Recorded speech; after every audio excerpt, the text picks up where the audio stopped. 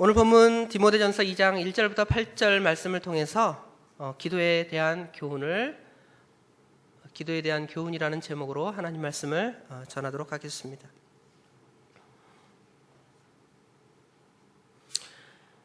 한 절씩 읽어가면서 본문의 말씀을 상고하도록 하겠습니다. 1절 말씀입니다. 그러므로 내가 첫째 권하노니 모든 사람을 위하여 간구와 기도와 도구와 감사를 하되 그랬습니다. 여기 시작에 그러므로 이렇게 시작하고 있는데, 이 그러므로라는 말씀은 그 1장의 말씀에 대한 요약이라고 생각하면 되겠습니다. 1장의 말씀의 요약이라면 그리스도 예수께서 죄인을 구원하시려고 세상에 임하셨다는 것입니다. 1장 15절에 보면 밑보다 모든 사람이 받을 만한 이 말이여 그리스도 예수께서 죄인을 구원하시려고 세상에 임하셨다 하였도다. 죄인 중에 내가 괴순이라 그랬습니다.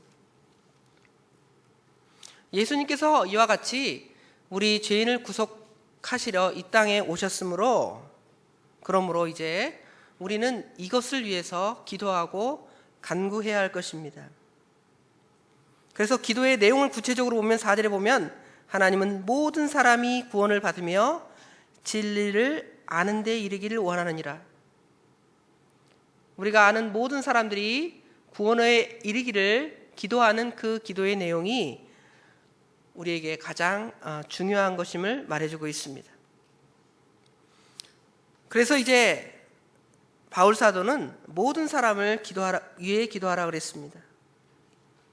2장 1절에 보면 그러므로 내가 첫째로 권하노니 모든 사람을 위하여 그랬죠. 모든 사람을 위해서 뭘 하라고 말했냐면 간구, 기도, 도고, 감사, 이렇게 4가지 형태로 등장을 하고 있습니다. 이것은 기도의 여러 가지 측면과 형태를 표현한 것입니다.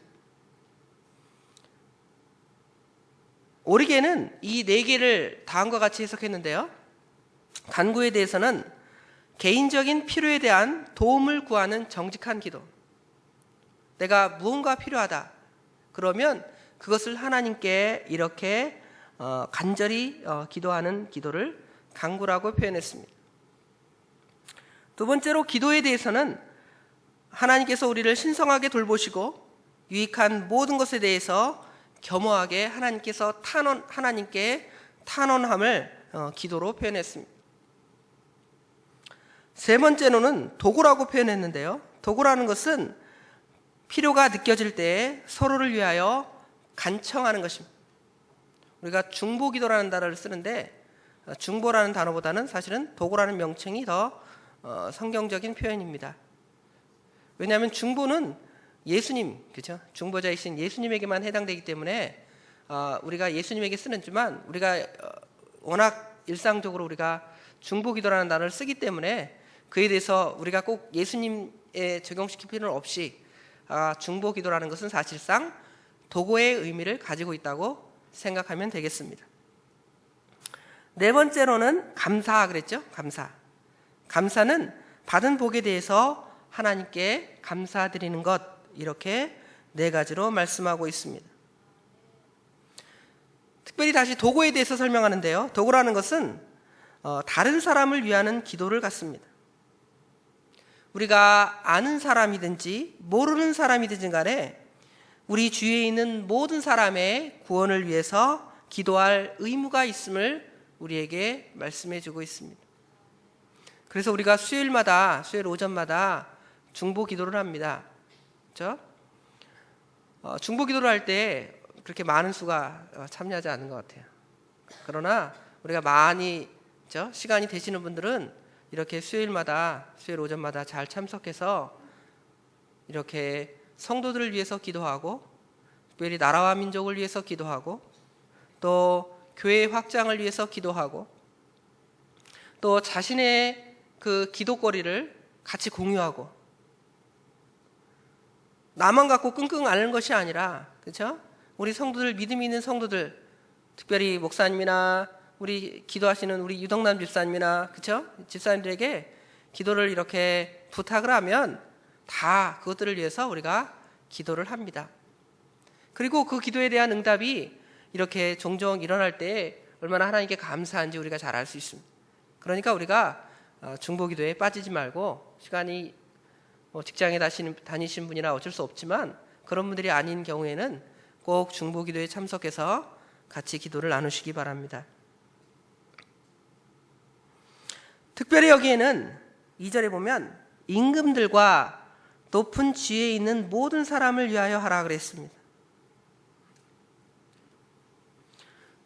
우리나라로 말하면 대통령이나 국무총리나 장관들이나 국회의원들이나, 그렇죠? 입법, 행정, 사법의 모든 관리들을 위해서 기도를 해야 합니다.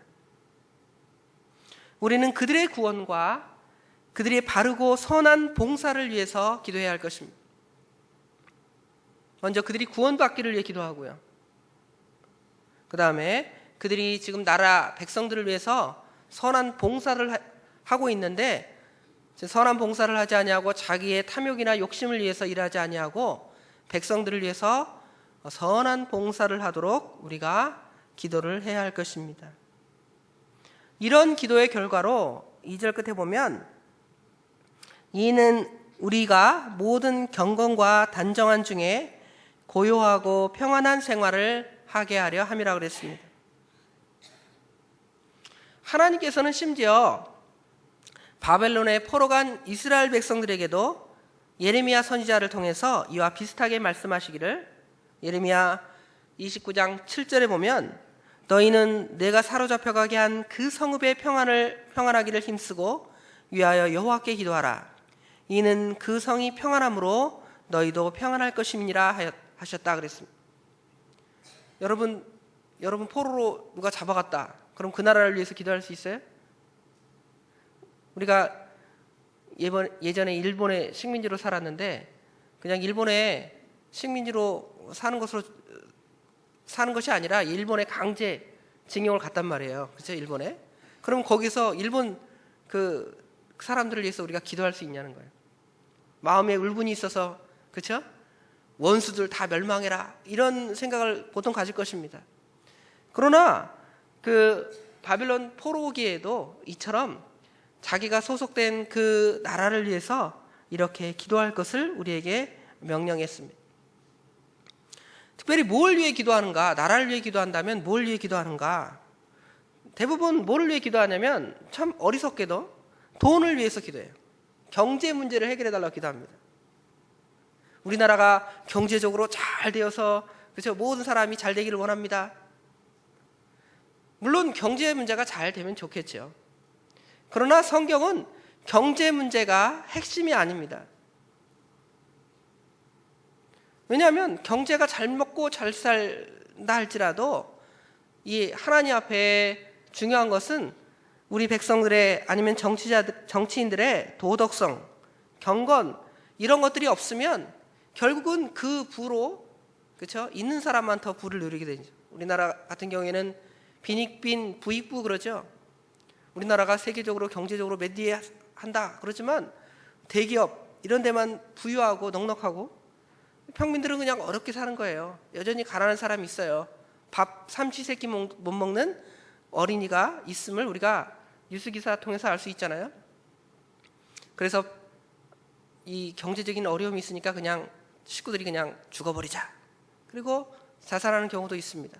왜 그러냐 하면 우리가 기도할 때 단순하게 경제적으로 우리나라가 잘 되게 해주십시오 이렇게 기도하는 것보다 우리 백성들이 하나님 앞에 살고 경건하게 살고 도덕적으로 하나님 앞에 바로 살기를 원합니다, 이렇게 기도하면 성도들이 그렇게 살게 될 것입니다. 그러면 우리가 경건하게 도덕적으로 바로 살면 경제 문제는 다 하나님께서 다 잘 해결해 주실 거예요. 그런데 거꾸로 무슨 문제부터 해결해 달라는 거예요? 재정적인 문제부터 해결해 달라는 거예요. 그런 기도를 하니까 이 나라가 점점 힘들어지고 어려워지는 것입니다. 그래서 우리가 기도할 때 하나님의 나라를 위해서 기도하고 또 저 국가를 위해서 기도하는데, 국가의 어떤 그 경제적으로 더 세계 G7에 들기를 위해 기도합니다. G2에 들기를 위해 기도합니다. 세계에서 경제가 그죠? 무역 수출이 잘 되기를 위해 기도합니다. 그런 기도는 다 하나님 앞에 보면 유익한 기도가 아닙니다. 우리 성도들의 경건과 또 정치인들의 경건과 백성들의 도덕성을 위해서 기도해야 돼요.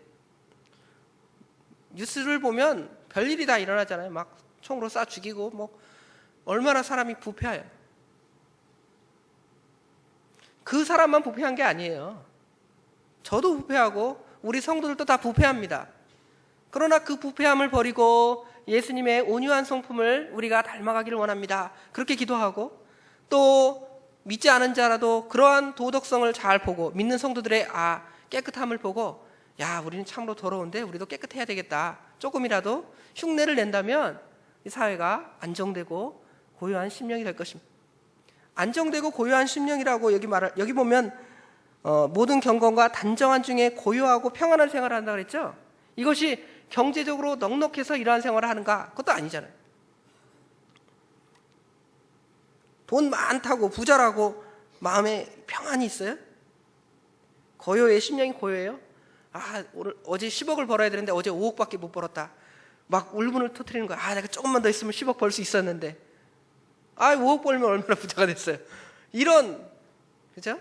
그런 기도가 바른 기도가 아님을 우리에게 분명히 보여주는 것입니다. 그래서 위정자들이 하나님을 두려워하고 예수님을 믿고 죄 씻음을 받고 구원받아서 새 사람이 될 때 그들을 통해서 바른 정치, 도덕적인 정치, 의롭고 선한 정치가 나오게 될 것입니다. 그런데 어떻게 보면 희한하게 돼 있어요. 그 국회의원들 중에 대다수 한 3분의 1 정도는 기독교인이라고 예를 든다면, 뭐 정확한 숫자는 잘 모르겠지만 그렇게 된다면 그 사람들이 그 무리 안에 들어가면 그를 통해서 국회가 깨끗해지고 정치가 깨끗해지겠는데 더 오염돼요. 그렇죠? 대통령, 기독교인 장로님을 대통령으로 세웠는데 그분도 오염돼요. 희한하게. 이 정치라는 게 참, 그럼 우리 믿는 성도들이 정치라는 걸 참 해야 하나 하는 생각이 들면 참 별로 하지 않는 것이 적절할지 모르겠습니다. 그러나 그 정치가 필요악인 것처럼, 그렇죠? 지도자가 없고 통치하는 사람이 없다면 사회가 더 혼란할 거 아니에요. 그 사람들이 악을 행한다 할지라도 또 그들을 통해서 사회의 질서와 또 안녕을 또 유지하니까 그것은 하나님께서 우리에게 필요악으로 주신 겁니다. 그럼에도 불구하고 그들이 그런 필요악이지만 그래도 그들이 더 하나님 앞에 바르고 도덕적이고 선한 정치를 하고 나라를 다스린다면 그게 국민에게 유익이 되고 또 우리 믿는 성도들의 신앙생활에 유익되기 때문에 우리는 그러한 정치인들을 위해 기도해야 할 것입니다. 또 3절 4절에 보면 이것이 우리 구주 하나님 앞에 선하고 받으실 만한 것이니 하나님은 모든 사람이 구원을 받으며 진리를 아는 데 이르기를 원하시느니라 그랬습니다. 이제 3절 4절에는 우리가 모든 사람을 위해 기도해야 될 이유를 말씀하고 있습니다. 그것이 우리 구주 하나님 앞에 선하시고 받으실 만한 거라는 거예요. 모든 사람을 위해 기도하는 것이, 그렇죠? 그것은 하나님의 사랑을 더 드러내는 것입니다. 믿는 사람이 많아지는 것, 그렇죠? 택한 백성이 더 점점 늘어나는 것은 하나님의 사랑이 그 가운데 풍성해지는 거예요. 하나님께서는 악한 자에 대해서 오래 참으십니다. 하나님께서는 사람들이 외모로 그 남을 판단하는 것과 달리 모든 사람을 공의로 판단하시고 그의 주권적인 긍휼을 따라 택한 백성들을, 그렇죠? 택한 죄인들을 구원하실 것입니다. 그것들이 드러나려면 우리가 하나님의 일들이 속히 되기를 기도해야 되는 거잖아요. 택한 백성이 다 하나님께 돌아오기를 기도합니다. 택한 백성이 다 주님께 돌아오면 어떻게 돼요? 주님께서 재림하시겠죠. 주님이 재림하는 거 별로 안 좋아하나 봐요. 택한 백성을 이렇게 빨리 다 돌아오십시오. 조금만 이따 돌아오세요. 그래야지 세상에서 조금 잘 살다가 내가 죽을 때쯤에 다 돌아와서 그냥 주님과 함께 천국에 가기를 원합니다. 이렇게 기도하는 것 같아요. 그것이 아니라 빨리 많은 사람들이 주님 앞에 돌아와서 주님의 나라가 임하고 주님의 구원이 이 땅에 다 선포되기를 원합니다 하고 기도해야 할 것입니다. 그런데 여기 보면 하나님이 모든 사람이 구원을 받으며 진리를 아는 데 이르기를 원하느니라 라는 말씀을 말씀하고 있는데 이 말씀은 율법에 나타나 있는 하나님의 일반적인 의지입니다. 하나님께서 우리를 특별하게 택한 백성을 구원하시는 것은 하나님의 특별한 하나님의 의지입니다. 그러나 여기 모든 사람이 지금 하나님 앞에 구원받기를 원한다라는 표현은 여기는 하나님의 일반적인 의지입니다. 하나님께서는 악인들이 죽는 것을 기뻐하지 않으십니다. 그 모든 사람에게 회개하고 구원을 받으라고 선포하십니다. 우리가 잘 아는 대로 요나서에 나오잖아요. 요나서에 보면 니느웨 사람들이 하나님 앞에 범죄하고 그 니느웨 범죄에 대해서는 우리가 잘 모르는데 이게 별로 생각하지 않는데 니느웨 사람들이 굉장히 잔혹했다고 합니다. 주변 나라를 정복하면서 강한 정책을 피는 거죠. 자기 민족과 동화되고 자기 민족을 따르지 아니하고 반대하는 사람들을 잔혹하게 포로로 잡아가서 죽이는. 그에 반해서 이제 바벨론이나 페르시아 제국은 뒤에 보면 다민족을 이렇게 용납해주는 그런 정책을 써요. 마치 우리나라가 옛날에 그 일제 강점기 초창기에는 일본 사람들이 강압적으로 정치하잖아요.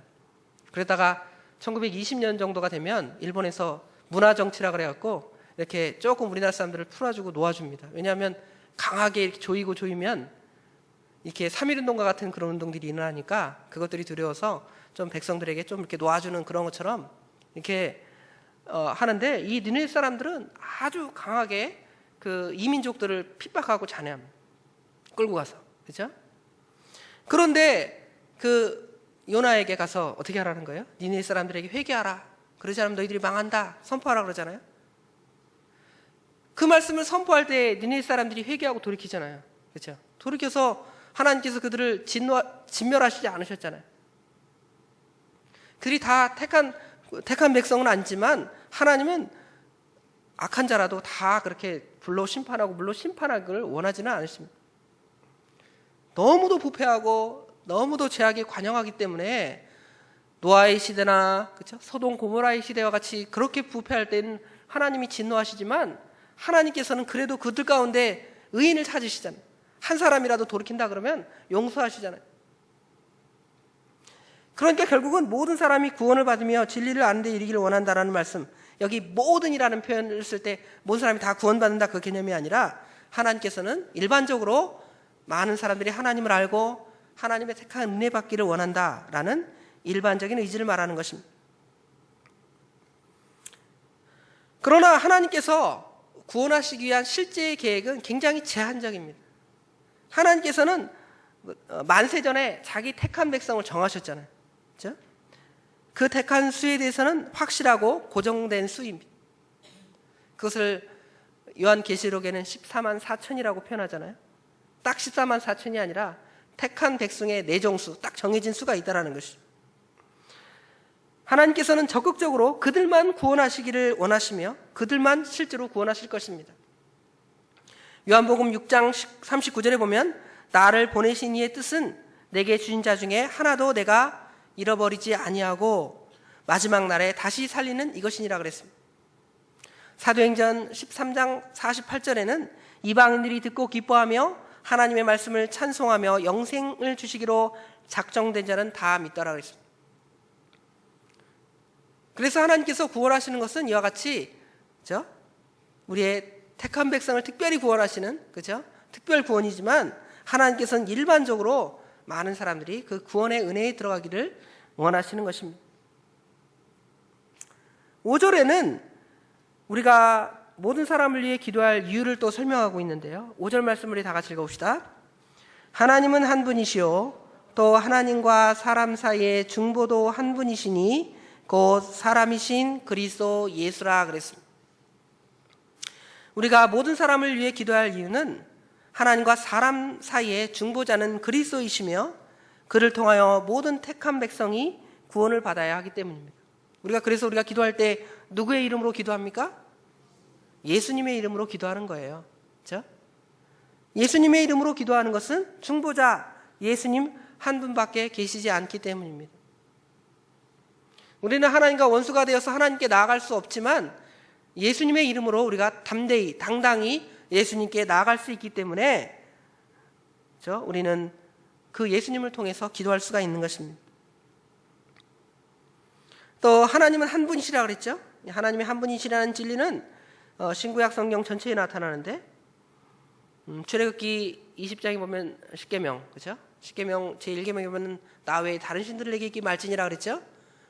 하나님은 한 분이시다 친히 말씀하고, 신명기 6장 4절에도 이스라엘아 들으라 하나님은 한 분이시라고 친히 말씀했죠? 에베소서 4장 6절에도 한 분이신 하나님을 말씀했습니다. 성령도 하나이고 주도 하나이고, 그렇죠? 한 분이신 하나님이십니다. 오늘 본문에도 하나님은 한 분이십니다. 또 우리에게도 또 누가 또 한 분이시냐면 하나님과 사람 사이의 중보도 한 분뿐이십니다. 우리가 잘 아는 대로 요한복음 14장 6절에는 내가 곧 길이요 진리요 생명이니 나로 말미암지 않고는 아버지께로 올 자가 없다고 친히 말씀했습니다. 베드로 사도도 사도행전 4장 12절에 보면 다른 이로서 구원 얻을 수 없나니 천하 인간의 구원을 얻을 만한 다른 이름을 우리에게 주신 일이 없다 이렇게 말씀했습니다. 그러기에 우리가 그분 이름으로, 그렇죠? 예수님의 이름으로 하나님께 모든 성도들이 구원받으며 진리를 알기를 위해 기도하는 것입니다. 그것은 무엇으로 가능하냐면 6절에 보면 그가 그랬죠. 그가 예수님 그분께서 모든 사람을 위하여 자기를 속전으로, 개역개정판에 뭐라고 돼 있죠? 속전 아니고요, 대속물이라고 그랬죠. 대속물로 주셨으니 기약이 이르면 증거할 것이라 그랬습니다. 속전이라는 말은 대속물, 즉 죄값을 치른 것을 말하는 것입니다. 이 죄값을 치른 것이 이제 기약이 이르면 증거될 거라는 것입니다. 즉 예수님께서 이 땅에 오셔서 이제 신약 시대가 되어서 구약 시대의 예표적이고 암시적이고 예언적으로 증거된 것들이 이제는 실체가 되어서 예수님께서 사람이 되셔서 그렇죠? 그 사람이신 예수님께서 십자가에 못 박혀 죽으심으로 우리 죄값을 지불하셨다는 것입니다. 그래서 우리가 모든 사람, 그렇죠? 주님의 뜻을 다 이루기 위해서, 그렇죠? 모든 사람이 구원받기를 위해 기도한다는 것입니다. 그러나 모든 사람이 구원받기를 위해 기도한다고 표현할 때 여기 6절에 다시 4절과 6절에 또 반복되죠. 4절에는 모든 사람이 구원을 받으며 그랬고요, 6절에는 그가 모든 사람을 위하여 그랬죠. 이 말을 우리가 오해할 수 있습니다. 하나님께서 어떤 사람을 선택하시고 다른 사람을 내어버려 두신 것이 아니라 모든 사람을 구원하시고, 예수님께서 택한 자만을 위해서 죄값을 지불하신 것이 아니라 모든 사람을 위해 속전으로 주셨다 이렇게 해석할 수 있잖아요. 이걸 읽어보면, 그렇죠? 모든 사람이 구원받으며 모든 사람을 위하여, 이 본문을 이렇게 읽으면, 그렇죠? 그러나 그러한 생각은 성경의 명확한 진리와 배치가 됩니다. 성경은 분명히 선택과 예정의 교리에 대해서 분명히 가르쳐주고 있습니다. 하나님의 적극적인 구원 의지는 이제 제한적이라는 것이죠. 하나님께서는 이 세상의 모든 사람을 구원하지 아니하시고 오직 택한 백성만 구원하셨다는 것이 분명합니다. 왜냐하면 우리가 성경 말씀을 다 읽어보면 그렇잖아요. 예를 들어 마태복음 7장 13절 14절에 보면 우리가 좁은 문으로 들어가라잖아요. 좁은 문으로 들어가는 사람은 영생, 그렇죠? 넓은 문으로 가는 자는 멸망에 이를 것이다. 분명히 영생에 이를 것과 멸망에 이를 것들을 분명히 나눠 표현하잖아요. 또 양과 염소의 비유, 그렇죠? 양과 염소의 비유를 통해서 오른편에 선 자는 영원한 영생에, 그렇죠? 왼편에 염소의 편에 쓴 사람은 영원한 영벌에 이를 것이라고 분명히 성경에서 나눠 표현하잖아요. 그런데 여기를 갖다가 정말 만인 구원자처럼 모든 사람이 다 구원받기를 위해서 기도하라, 그래서 모든 사람이 다 구원받는다 이렇게 해석을 해버리면 성경에 다른 성경과 맞지가 않다는 것이죠. 그럼 이걸 어떻게 해석해야 할 거냐. 여기 모든이라는 표현은 정말 모든 각 사람을 다 말하는 게 아니에요. 예를 들어 2장 1절을 보면 그러므로 내가 첫째 권하노니 모든 사람을 위하여 간구와 기도와 도구와 감사를 하되, 여기 모든 사람을 기도하라는 것은 그러면 이 세상 60억 인구의 그 모든 사람을 위해 다 기도하라는 거예요? 그게 아니잖아요. 그죠? 우리가 아는, 그죠? 모든 사람을 말하는 거잖아요. 그죠? 이 모든이라는 것은 엄격한 의미의 모든 것이 아니라 대략적인 의미의 모든 걸 말하는 거예요. 지금 예배가 끝나면 우리 성도들이 다 집에 돌아갈 겁니다. 그런데 이제 몇몇 집사님이 나와서 뭐 잠깐 우리 얘기합시다. 그리고 여기 한 서너 명이 앉아 있습니다. 그러면 우리가 뭐라고 표현해요? 그 서너 명이 앉아 있다 하더라도 모든 성도들이 다 어디에 갔다 그래요? 집에 돌아갔다 그러잖아요. 그러면 그 표현이 잘못된 거예요? 잘못된 게 아니에요. 여기 모든이라는 말은 정말 각 한 명도 아닌 모든을 의미하는 것이 아니라 대략적인 의미의 모든이라는 개념으로 우리가 해석하면 됩니다. 또 여기 모든이라는 개념을 또 뭘로 표현할 수도 있냐면 바울은 하나님께서 택하신 모든 사람을 염두에 둘 수 있을 것입니다. 이 세상 인류 전부를 말하는 것이 아니라 하나님께서 택하신 모든 성도, 그렇죠? 그들은 모든 시대에 모든 지역에 흐트러져 산 사람들입니다. 시간과 공간을 초월한, 그렇죠? 그 모든 아담의 때부터 지금까지 시간적으로, 그렇죠? 지역적으로는 이 지구에 사는 모든 사람들, 그렇죠? 그러한 사람 가운데 누가 있는 거예요? 택한 백성이 있는 거죠. 그 택한 모든 사람들을 위해서 주님께서 그 값을 치르시고 그 값을 다 해결하셨다는 거예요. 이를 위해서 7절에 보니까 바울 사도는 이를 위하여 내가 전파하는 자와 사도로 세움을 입은 것은 참말이요 거짓말이 아니니 믿음과 진리 안에서 내가 이방인의 스승이 되었노라 그랬습니다. 만약에 모든 사람이 다 구원 얻기로 작정되었고 예언되었다면 하나님께서 굳이, 그렇죠? 전파하는 자 사도를 세울 필요가 없어요. 어차피 다 어떻게 될 거니까? 구원받을 거니까. 그렇죠? 그런데 여기에 모든이라는 의미가 정말 모든 사람, 그렇죠? 세상의 모든 사람이 구원받는 개념이 아니라는 것을 우리에게 명확히 보여주는 것입니다. 이를 위하여라는 표현은 예수님께서 모든 사람을 위해 속전, 아까 대속물이 되셨다 그랬죠? 대속물이 되셨다는 복음 진리를 위하여라는 뜻입니다. 바울 사도는 이 복음을 전파하는 사도와 교사가 되었습니다. 전파하는 자라는 말은 선포자, 설교자가 되었다는 뜻이죠. 바울 사도는 이방인을 위해서 진리와 믿음의 도를 선포하고 증거하고 가르치는 사도와 교사가 되었습니다. 그러므로 이제 8절에 다 같이 8절 마지막 읽읍시다. 그러므로 각 처에서 남자들이 분노와 다툼이 없이 거룩한 손을 들어 기도하기를 원하노라 그랬습니다. 여기 보면 각처에서 기도하라 그랬죠. 그러니까 각처에서 기도하라는 말은 기도를 위해 일정한 장소, 더 나은 장소가 있다는 거예요, 없다는 거예요? 없다는 것이죠. 어떠한 장소에서 우리가 다 기도할 수 있다는 겁니다. 산에서도, 빈들에서도, 직장에서도, 예배당에서도, 집의 골방에서도 우리는 기도할 수 있습니다. 구약시대와 달리 신약시대에 우리는 언제 어디서든지 예수님의 이름을 힘입어서 예수님께 기도할 수 있습니다. 그런데 왜 우리가 기도 시간을 정해놓고 새벽 기도를 하고 그래요? 왜 그럴까요? 각처에서 아무 때나 기도해도 된다고 그랬는데 왜 그럴 것 같아요? 우리 인간이 연약하기 때문에 그래요. 뭔가를 정해놓지 않고 우리가 마음대로 하세요 그러면 할 것 같아요?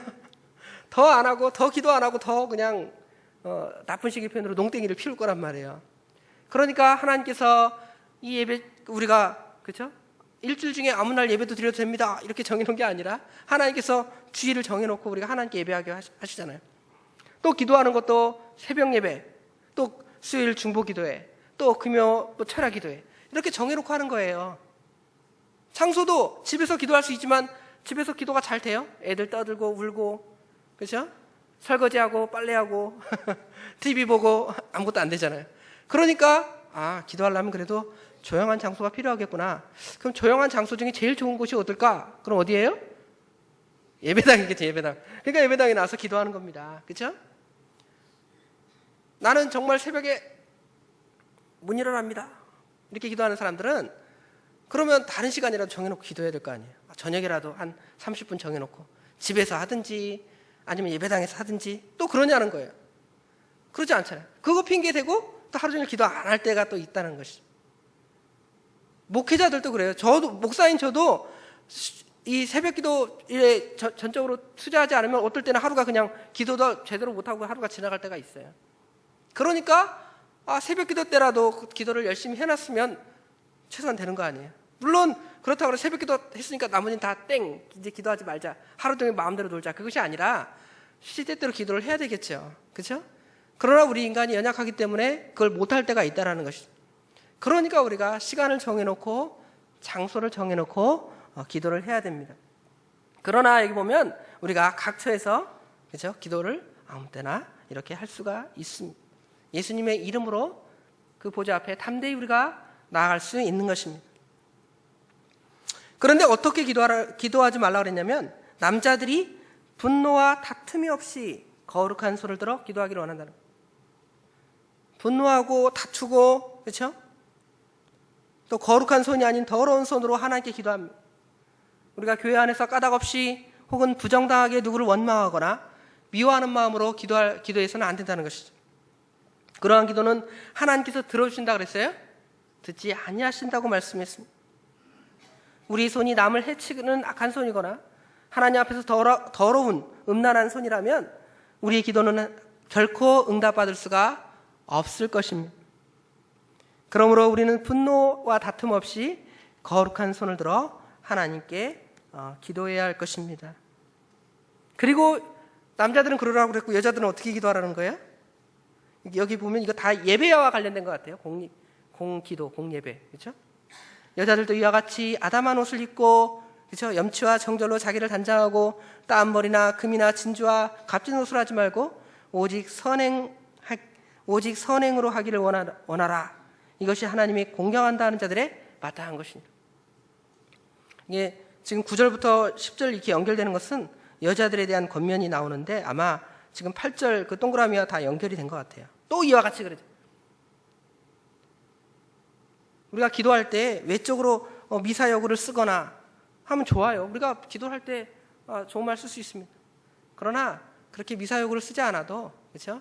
나의 그 투박한 언어로, 하나님은 무슨 시를 읊거나 이걸 원하지 않아요. 기도할 때 좋은 무슨 사자성어를 쓰거나, 그렇죠? 아니면 목소리를 희한한 톤으로 해서 이렇게 하는 걸 원하지 않습니다. 그냥 원래 그냥 목소리로 자연스럽게, 그렇죠? 또 이제 시간도 뭐 한 10분 그렇게 기도하는 것이 아니라 한 3분에서 5분 정도, 그렇죠? 이렇게 공적으로 그렇게 기도를 해야 되는 것입니다. 물론 여기 지금 공적인 기도에 대한 얘기가 갑자기 나왔는데 우리가 그렇죠? 기도해야 된다 이렇게 말했는데 결국은 기도는 모든 사람을 위해 기도해야 되고, 그렇죠? 모든 사람이 구원받기를 위해 기도하는 것이 또 하나님의 뜻이므로 우리는 기도하기를 늘 힘쓰는 저희들이 되어야 되겠습니다. 기도하겠습니다.